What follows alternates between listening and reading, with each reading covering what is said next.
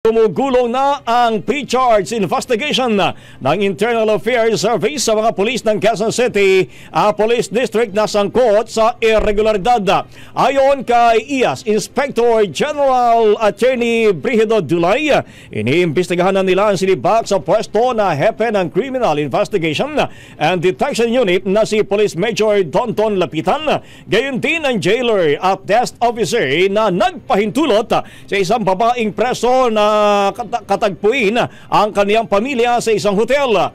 Maliban dito, iniimbestigahan na rin ng iya si Police Staff Sergeant Colonel Marzan, nagpapakita ng pang-abuso, harassment at pagpasok sa bahay na walang bitbit na warrant. Sa ngayon, nangangalap na umano sila ng mga ebidensya habang nagpapatuloy ang investigasyon. Inaasahan na maglalabas ng sakdalang iya sa loob ng 7 araw bago magkaroon ng summary hearing na abuti ng 60 hanggang 70 araw. Pagkatapos ito, magkakaroon na ng komendasyon ng IAS o rekomendasyon ng IAS na posibleng umabot hanggang dismissal.